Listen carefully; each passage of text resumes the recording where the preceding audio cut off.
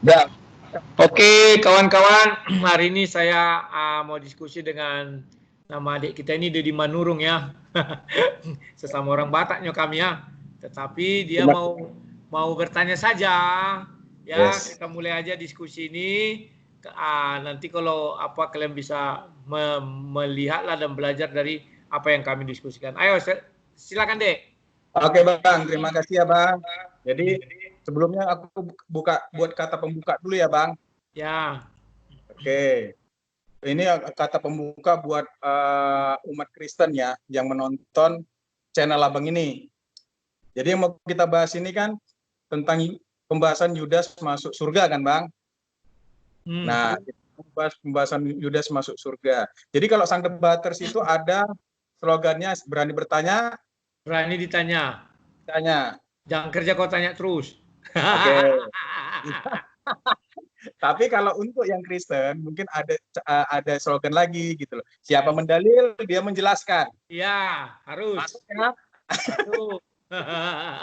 Oke, buat umat Kristen mungkin gini Bang, aku sangat berkati dengan channel ini memang karena ada pengetahuan-pengetahuan baru yang aku terima dari berapa lama udah ngikutin jadi penggemar channel ini.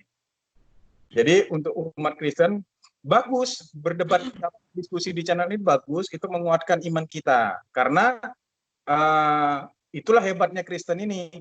Alkitab itu menjelaskan semuanya. Tidak ada Alkitab itu selama berdiskusi kuliah di channel ini, tidak ada kalian mengambil dari kitab-kitab lain untuk membuktikan. Betul kan, Bang? Ya, betul, betul, betul. Semua dari ayat Alkitab kan? Ya. Itulah kehebatannya Alkitab itu. Jadi umat Kristen seluruh dunia melihat ini hanya untuk menebalkan iman kita karena apa namanya ya? Tuhan kita sudah jelas Yesus Kristus, benar Bang ya? Ya. Kita Yesus Kristus, yang kita debatkan, diskusikan adalah apa yang tertulis di Alkitab, firman Allah, dan kisah-kisah manusia yang ada di dalamnya. Dalamnya, Itu ya. ya. Oke, dan untuk umat Muslim, untuk yang melihat ini, terutama kristologi, beginilah caranya mengurai suatu kitab, gitu Ya. loh. Inilah cara mengurai. Jangan bilang kristologi, kristolologi. Biar aja aku yang bilang itu Oke, lanjut. Lanjut. Inilah caranya mengupas satu kitab. Tidak boleh mengambil dari tempat orang lain. Betul ya, Bang? Ya betul lah. Mau apain kita ambil punya orang lain, malu Oke, jadi lanjut ya. Jadi kita mulai ya, Bang ya. Aku punya pertanyaan sama Bang. Aku hanya bertanya ini, Bang. Kali ini nggak jawab, aku cuma bertanya. Oke. Yesus mati di kayu salib sebagai satu mahakarya penebusan dosa umat manusia. Pertanyaannya, Bang. Sewaktu Tuhan Yesus itu sebelum dia mati di kayu salib, dan dia mati di kayu salib, dia menebus dosa manusia yang hidup. Bagaimana orang yang mati pada saat sebelum Yesus di kayu salib? Oh, tahu aku. Apakah orang yang mati itu ditebus juga? Apa mereka sial? Iya, inilah pertanyaan yang sangat berat dijawab karena ini juga pertanyaan yang sering dilontarkan oleh kristologi itu, ya kan? Di satu sisi, kalau saya nanti menjawab, kalian bilang mengada-ngada, padahal tidak mengada-ngada ya. Nah, ketika sebelum Yesus datang, Allah memilih langsung siapa saja yang mau diselamatkannya. Kan demikian. Contoh Henok, Elia, itu kan dipilih Tuhan langsung itu. Yes, langsung diselamatkan langsung. Ya. Begitu juga Abraham, Nuh, dan yang Musa dan sebagainya itu langsung dipilih Tuhan. Ya kan? Yes. Nah, jadi kalau dibilang, oh mereka kan tidak mengenal Yesus. Kalau tidak mengenal Yesus, saya katakan iya. Tetapi Yesus kan sudah berkata, sebelum Abraham ada, aku sudah ada. Kan demikian. Baru Yohanes 1 ayat 1 mengatakan pada mulanya Yesus itu adalah firman. Artinya seluruh nabi-nabi atau dari Adam sampai sebelum Yesus mengenal firman Allah. Kan demikian. Nah, itu sudah terjawab ya. Artinya semua nabi mengenal firman Allah karena dikatakan pada mulanya adalah firman. Yesus itu adalah pada mulanya firman. Nah, oke, semua nabi mengenal firman Allah satu. Ya, sekarang yang berat itu menjawab bagaimana dengan mereka itu. apakah mereka ditebus atau tidak. Nah, hukum yang dibawa Yesus ini, ini bedanya hukum-hukum positif di dunia nyata dengan hukum agama ini ya. Kalau dunia nyata kan tak berlaku surut. Ya, ya. Kalau ini berlaku untuk dari dulu sampai selama-lamanya. Betul. Ya, karena sejak semula pun Tuhan sudah memilih siapa yang mau diselamatkannya. Nah, ternyata di antara yang diselamatkan, yang dipilih-pilih itu kalau orang bilang pasti Nabi dan keluarganya, kan demikian. Bagaimana yang enggak dengan Nabi dan keluarganya? Nah, inilah makanya Tuhan membuat sebuah karya keselamatan berdasarkan pertimbangan tersebut, bahwa dulu pun keselamatan itu hanya bagi Israel atau Yahudi. Itulah sebabnya Tuhan mengatakan akulah adalah Allah Abraham, Ishak dan Yakub. Tidak ada Allah lain itu. Ya kan? Nah, setelah Yesus datang, maka dibuatlah karya keselamatan. Kalau ditanya aku ini sekarang ya. Abang ku tanya, apakah orang yang sudah meninggal sebelum Yesus disalib, itu ikut ditebus nggak dosa-dosanya? Nah, kalau aku ditanya, jawabanku, hukum yang dibawa Yesus itu berlaku dari zaman dulu sampai zaman nanti. Artinya ditebus juga. Ditebus juga, oke. Ya, karena kan dia hukumnya berlaku dari zaman dulu sampai zaman nanti. Oke. Berarti sekarang ini nanti ada hubungannya ke Yudas nih Bang, karena Yudas mati. Tahu aku. Nah, pertanyaannya, waktu Yesus disalib dan menyerahkan namanya, dikeluarkannya lah kata-kata sakti menurut saya, pengampunan sakti. Eli Eli lama sabatani. Itu setelah itu dia menyerahkan nyawanya. Mati kan? Ya. Pentakosta. Pasca. 3 hari Yesus mati. Dia ada turun ke jurang maut. Ngapain Bang? Bisa diterangkan nggak? Nah, begini. Kalau orang-orang yang sudah hidup nyaman dengan doktrin yang belakangan-belakangan kemarin, mereka mengatakan Yesus mati. Kan demikian kan? Nah, sekarang saya buka wawasan bahwa Yesus itu sudah bernubuat. Kalau kita baca di aku salah. Bukan dia mati sebagai manusianya, Bang.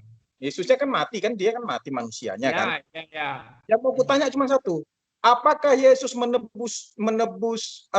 melepaskan orang yang di dalam jurang maut? Nah, dengar dulu ya. Ketika sekarang kita membahas secara dengan pemikiran modern. Ya, sebenarnya bukan pemikiran modern, karena kitab ditulis dalam ya. Matius 12 ayat 40 dikatakan begini. Sebab seperti Yunus tinggal di dalam perut ikan 3 hari 3 malam. Demikian juga anak manusia akan tinggal di dalam rahim bumi 3 hari 3 malam. Nah, inilah hebatnya Bible. Ku jelaskan ya. Ketika Yesus dikubur, itu tidak dikubur di bawah tanah seperti sekarang ini permukaan tanah, dikubur di sini. Kan tidak demikian. Tetapi ada sebuah ruang di mana di dalam ruang itu ada sejenis pembaringannya baru ditutup dari luar. Sehingga kita memiliki 2 ruang. Di dalam kubur dan di luar kubur. Ya kan? Sama seperti Yunus memiliki 2 ruang, di perut ikan dan di luar perut ikan. Nah, semua orang yang di atas kapal yang melihat Yunus dimakan mengatakan Yunus mati. Nah, semua orang yang di luar kubur yang melihat Yesus disalib mengatakan Yesus mati. Tapi faktanya Yesus Yunus di dalam perut ikan tidak mati. Karena di sana dikatakan dia berdoa kepada Tuhan. Orang mati nggak bisa berdoa kan? Nah, Yesus juga demikian. Begitu pintu ditutup, Yesus itu sudah bangun lagi. Dasarnya ada ke jurang maut, Bang. Ke jurang maut. Sebentar, sebelum sampai ke jurang maut, dasar pembicaraan saya adalah Yohanes 10 ayat 17 dan 18. Aku menyerahkan nyawaku untuk menerimanya kembali. Kan itu kan Yesus. Nah, bagaimana kita menjelaskan hal tersebut? Cara menjelaskannya itu adalah tidur. Itulah sebabnya ketika Yesus dilaporkan Lazarus mati, Yesus mengatakan dia tidur. Nah, ketika kita tidur, kita kan menyerahkan nyawa kita itu. Orang tidur sama seperti orang mati, tak tahu apa-apa. Setelah itu ketika dia bangun, dia mengambil nyawanya kembali. Menerima nyawanya kembali, kan demikian. Nah, itulah yang dilakukan Yesus. Begitu pintu itu ditutup, Waktu disalib kan dia menyerahkan nyawanya. Menyerahkan loh, bukan mati kan? Dibilang di situ menyerahkan. Ya, dia menyerahkan. Oke, ada kata-kata menyerahkan. Ya. Ya. Kalimat itu bukan sembarangan disebut. Karena Ya. di Yohanes 10 ayat 17-18 kan dia dijelaskan. Jadi Yesus menyerahkan nyawanya untuk menerimanya kembali. Begitu pintu ditutup, dia menerima kembali nyawanya, hidup. Jadi Yesus tidak pernah mati di dalam kubur. Tetapi di luar kubur, ya Yesus mati.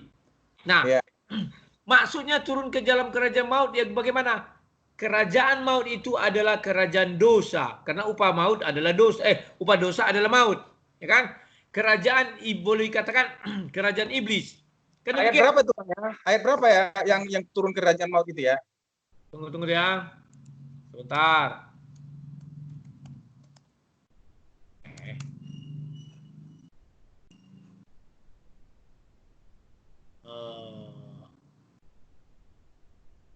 Maksudku jadi gini Bang, apakah Yesus itu juga berlaku untuk dalam penebusannya itu kepada orang yang sudah meninggal sebelumnya itu gitu loh. Kan banyak orang meninggal berdosa juga. Kenapa? Sebelum Yesus disalib, kan banyak orang sudah meninggal berdosa. Apakah juga mereka dapat kesempatan yang sama dengan orang yang masih hidup dengan penebusan Yesus di kayu salib? Ya, kan sudah saya katakan bahwa hukum si A sudah meninggal. Ya kan? Itu dia belum ada penebusan Yesus. Terus Yesus menebus umat manusia. Si A yang udah meninggal ini gimana nasibnya? Apakah dia ulang gimana? Contoh ada si A ini hidup di zaman nabi-nabi lama lah ya, sebelum Yesus datang. Meninggal. Terus Yesus datang. Ya kan? Dia disalib menebus dosa umat manusia. Lah si A yang orang-orang yang sudah meninggal ini apakah ikut ditebus juga apa hanya orang yang hidup pada masa itu aja? Karena kalau orang yang sudah meninggal pada saat Yesus sudah disalib, itu beda. Mereka sudah menerima suatu kebenaran dan pernyataan sehingga mereka harus hidup benar. Kalau mereka tidak hidup benar, mereka ya mati masuk neraka kan gitu. Makanya kan tadi saya bilang, sejak semula orang sudah mengenal Yesus, tetapi sebagai apa? Firman Tuhan. Kan demikian. Tapi kan penebusan. Kenapa? Belum terjadi penebusan. Iya, betul. Itulah sebabnya aku bilang, sebentar aku jelaskan dulu ya, bahwa Bible ini menjelaskan seperti ini loh. Ada orang yang hidup tidak di bawah hukum Taurat, tetapi selamat. Itulah Henok, ya kan? Ada yang orang yang hidup di bawah hukum Taurat, tetapi selamat. Itulah Elia. Ya. Dan terakhir ada orang yang hidup di bawah hukum Taurat dan dia berdosa mati, tetapi selamat. Itulah orang yang disalib di sebelah kanan Yesus. Ya. Pokoknya di sebelah Yesus lah ya. Nah, jadi dari ketiga hal ini menjelaskan kepada kita bahwa zaman dahulu, baik sebelum kedatangan Yesus ya, baik orang yang hidup di bawah hukum Taurat atau yang hidup sebelum hukum Taurat, diselamatkan karena Allah atau Tuhan memilih dia. Ya. Dia bergumul dengan bersahabat baik dengan Tuhan. Artinya kalau tidak dipilih berarti tidak selamat. Kenapa? Zaman dulu kalau tidak dipilih berarti tidak selamat. Tidak selamat. Ya. Kan? Nah, itu yang kita pikir, yang sekarang kita mau bahasnya. Artinya mereka langsung dipilih Tuhan dan dibuat situ kan dia berteman baik dengan Tuhan. Nah, sekarang bagaimana dengan Abraham? Abraham ini kan bapak orang beriman kan ya, tapi dia mati. Mati juga. Mati artinya ada dosa. Ya. Tetapi dia juga dipilih Tuhan untuk selamat. Itulah ketika kita lihat di perjanjian baru, dia memangku Lazarus di sorga. Demikian. Nah, sekarang Lazarus dan orang yang disalib dengan Yesus itu, dia selamat karena kasih karunia. Ya. Bukan karena perbuatan baik dia. Lah, dia si penjahat itu kan jahat. Ya, betul. Karena kasih karunia, dan itulah mulai diperkenalkan Yesus yang namanya penebusan dosa. Bang, belum dijawab. Yang meninggal, yang mati. Contoh, Nabi Nuh mati kan? Nabi Nuh mati kan? Apakah dia masuk surga? Loh, apakah dia ditebus juga? Kan sudah aku bilang, nabi-nabi yang dulu dipilih Tuhan langsung. Oke, jangan nabi lah. Yang lain. Yang lain. Ya bagaimana kita membilang mereka semua mati artinya berdosa? Ya kan? Apakah mereka termasuk di dalam rencana penebusan itu? Contohnya gini, ini Yesus, Yesus, dia datang mati nuti kayu salib. Ya Semua tahu. manusia dosanya ditebus. Lah yang mati ini apakah termaksud? Kan sudah kubilang bahwa hukum Yesus itu berlaku dari semula sampai akhir. Karena Yesus adalah firman Allah. Jadi firman Allah itu dimulai dari Kejadian 1 ayat 3 sampai Wahyu nanti penutup 2122 itu, Wahyu 22 ayat 212. Paham ya? Jadi karena mereka ini mengenal firman Tuhan, setelah Yesus datang maka adalah keselamatan bagi orang-orang dulu yang tidak dipilih Tuhan. Berarti ada keselamatan, peluang keselamatan orang yang setelah Yesus datang. Oke, berarti gini, itu kolarasinya ke si Yudas. Kan gini, debat-debatnya dari beberapa bapak pendeta yang telepon abang itu kan selalu ngambilnya kan ayatnya itu bahwa si Yudas ini orangnya memang sudah jahat. Kan itu, Bang? Ya. Sudah jahat ini, sudah pencuri. Memang ya, korupsi. Ya. Ayatnya itu yang kucatat kemarin itu ketika mereka duduk Markus 14 ya. Ya. Sesungguhnya di antara kamu menyerahkan aku yang ini. Oh bukan itu. Sebentar, di mana Bang ayatnya itu? Ini 12. Kan hal itu dikatakannya ayat 6, bukan karena ia memperhatikan nasib orang-orang miskin, melainkan karena ia adalah pencuri. Berarti si Yudas ini kan karena memang udah pencuri. Ya. Gitu. Oke, aku paham maksud abang itu bahwa si Yudas ini memang dia sudah dinubuatkan dan dia sudah dijanjikan tahta. Itu kan Bang? Ya. Dia sudah dijanjikan tahta, tidak ada seorang pun bisa mencabut janji Allah. Sedangkan nggak ada.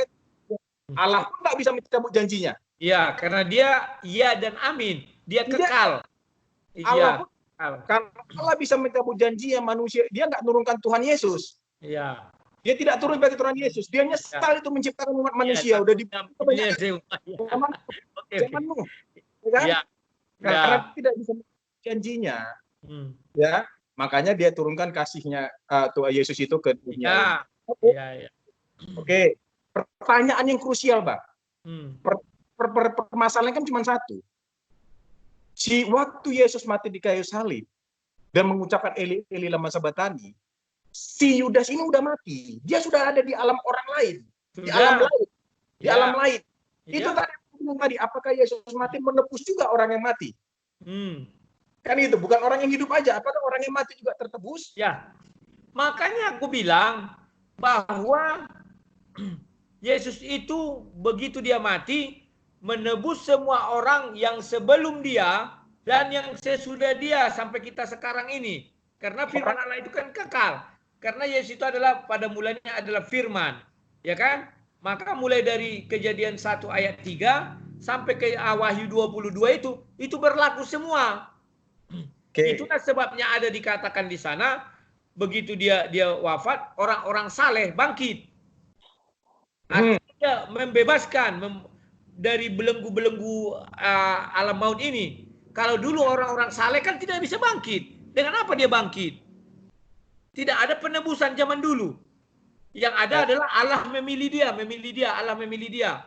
Tapi dengan kematian Yesus, orang-orang saleh ini yang dari zaman dulu-dulu itu, kayak Yeskiel, semuanya itu dibebaskan lah. Itu gambarannya. Berarti abang bilang Yudas yang sudah mati tetap menerima pengampunan dari Tuhan Elia lama sabatani. Ya, karena sebelum Yesus menyerahkan nyawanya, Yesus kan berkata, Bapa ampunilah mereka sebab mereka tidak mengetahui apa yang mereka perbuat. Mereka itu semua. Si Yudas yang sudah mati? Iya, karena dia bagian dari kalimat mereka. Dan dia melakukan sebuah perbuatan yang tidak dia ketahui. Kenapa dia melakukan itu? Nah, maka sebentar dulu, biar lebih lengkap. Ketika orang mengambil Matius 26 ayat 24 itu, maka lebih baik dia tidak ada. Ketika Yudas melakukan semua kegiatannya, kan dia dirasuki iblis, dia tak tahu apa-apa. Setelah dia tersadar ketika Yesus sudah dijatuhi hukuman mati. Artinya hukuman itu tidak bisa dicabut. Allah pun ingin menjelaskan kepada kita bahwa apabila hukuman mati itu sudah dilakukan, Tuhan pun tidak mau mencabut itu. Karena kalau dicabut, karya keselamatan tadi buyar. Betul. Kan demikian. Nah, maka dari itu menyesallah Yudas, digenapinya lah ucapan di Matius 26 ayat 24 itu, lebih baik aku tak dilahirkan. Itu artinya kalimat putus asa. Ya kan? Lebih baik aku tak dilahirkan, ya mati aja lah, aku bunuh diri lah dia. Ya kan? Oke, Memang Bang. dia, Jadi sebentar, bisa dia berdosa kusimpulkan ketika bunuh diri, dia berdosa. Tak pernah saya lagi. katakan tidak berdosa, dia berdosa. Hanya saja ketika dia bunuh diri, Yesus masih hidup. Ya, jadi dari kejadian ini apa yang bisa kita petik dari dalil Abang ini? Apa yang kita petik untuk kehidupan kita sehari-hari? Nah, Dari cerita ini. yang bisa kita petik adalah pertama,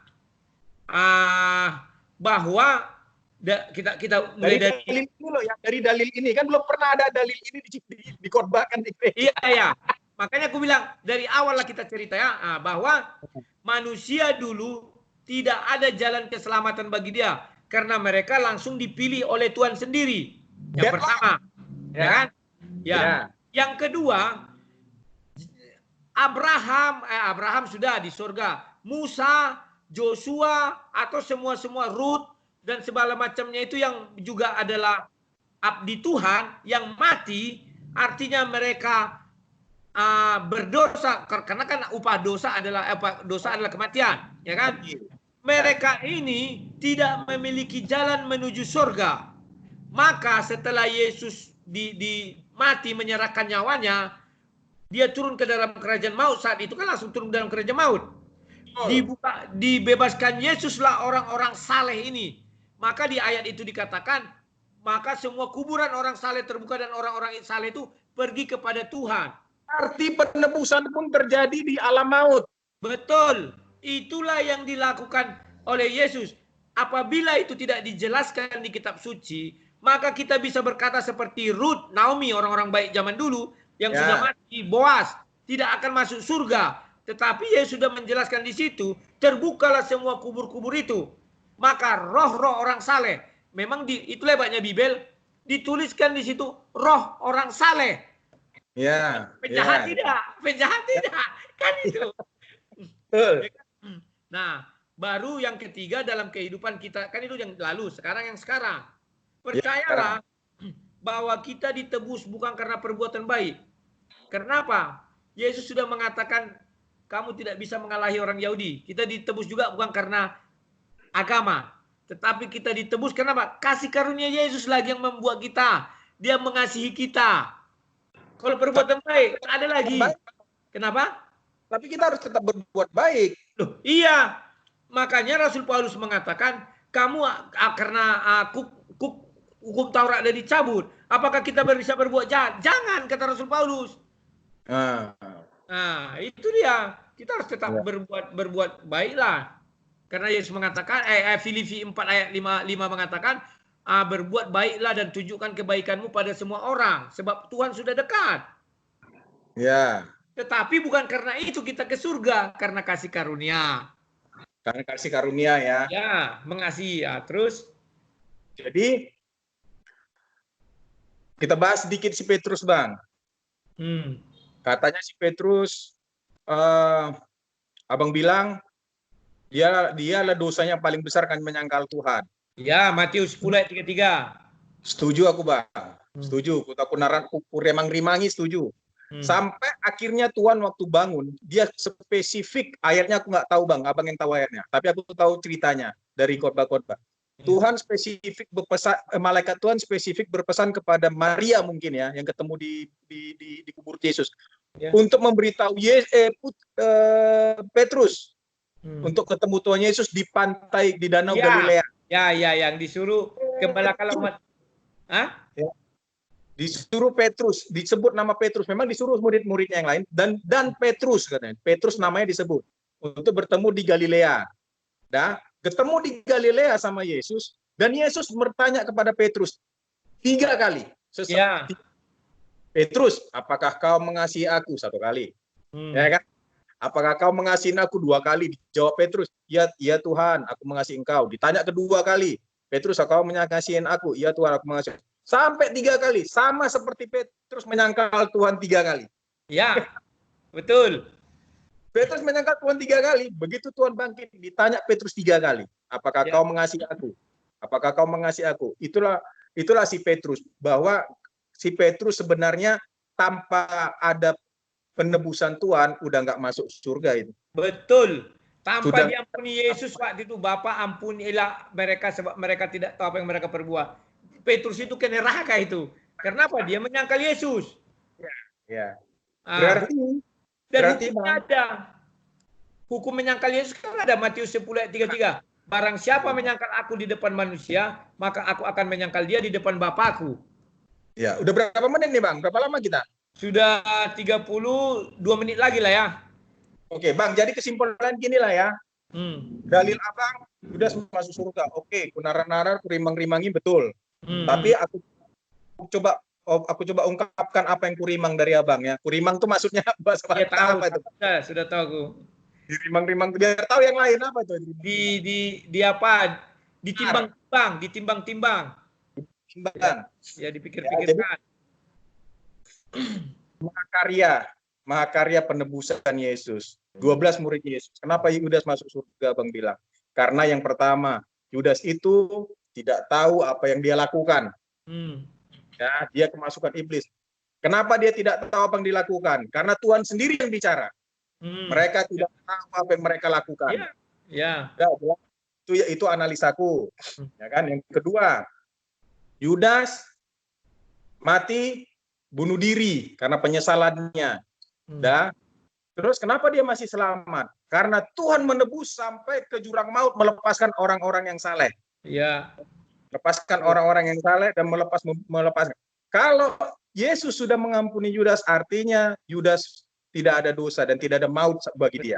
Betul. Itu yang kedua. Dan yang paling yang ketiga, yang paling menguatkan dari kedua ini adalah Yudas memperoleh janji Tuhan yang tidak bisa dibatalkan oleh siapapun.